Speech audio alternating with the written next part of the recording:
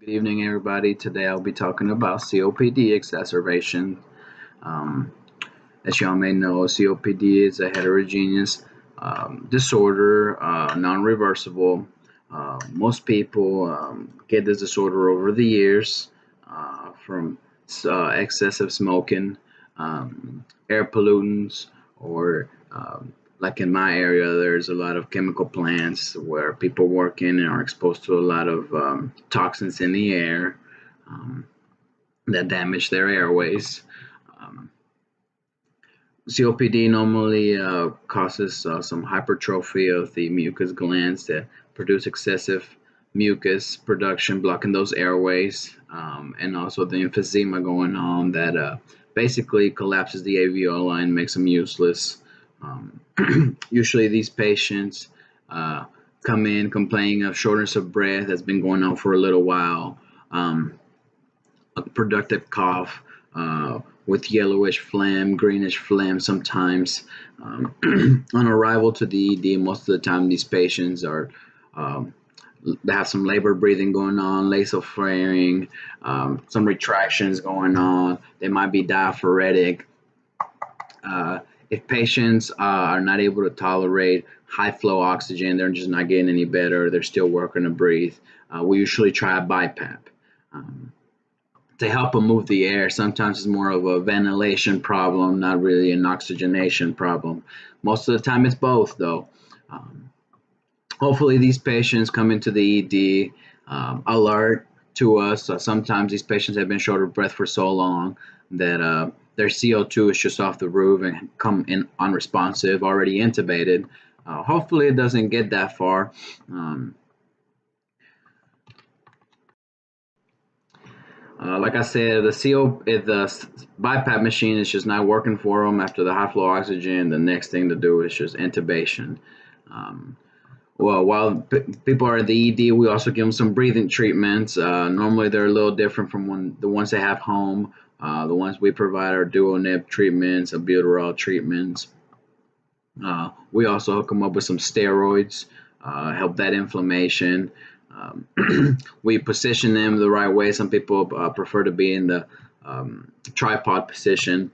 Um, as far as steroids, we normally give them Solumedrol.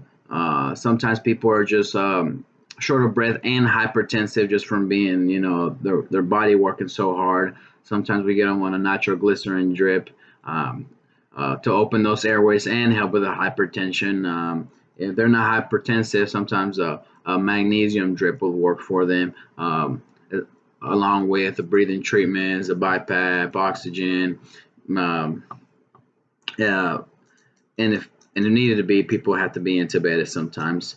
As far as lab work, we go ahead and get some arterial blood gases, see how that's looking. We do a CVC, BNP, lactic acid, make sure they haven't been bad enough to where they're starting to build so much lactic acid to go septic on us. We also check on troponin levels, make sure that the heart is okay. We get EKGs.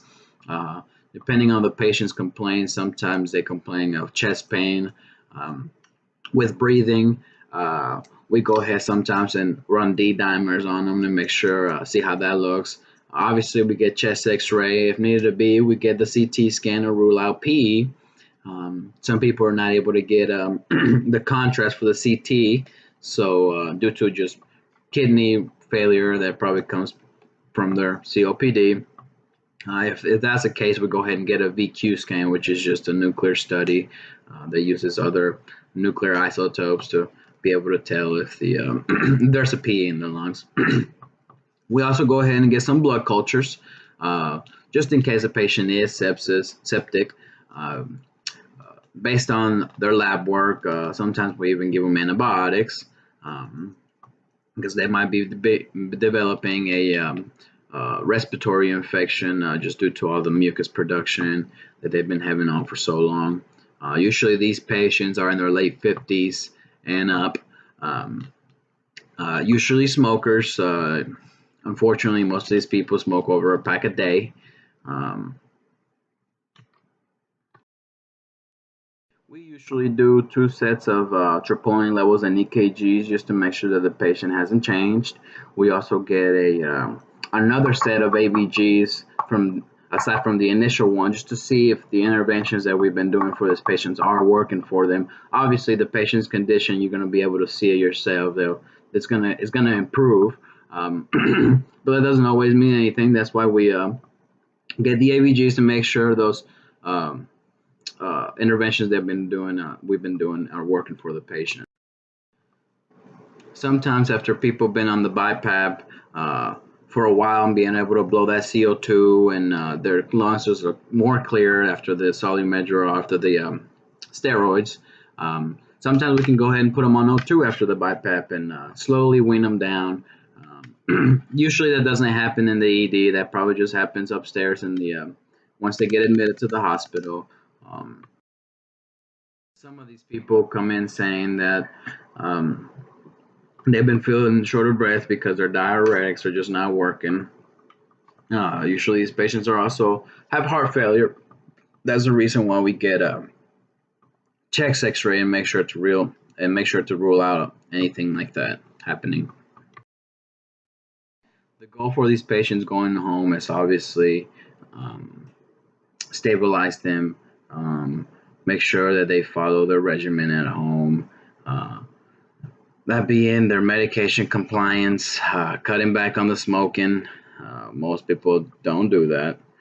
Some people actually smoke while being on oxygen therapy, which is, I just don't see why people still do that.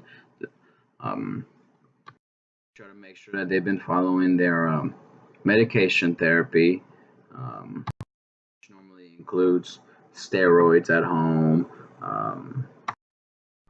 Some people that are COPDers sometimes don't qualify for oxygen at home, so we try to get them to where they will qualify for oxygen at home. It's just the insurance sometimes doesn't want to pay for it. Sometimes people need a BiPAP at home that they need to go home with. Same thing, insurance sometimes just doesn't want to pay for that. We make sure that people have what they need to keep them from coming to the hospital. Hopefully, they can treat themselves at home and sometimes get better before getting bad enough to come to the hospital.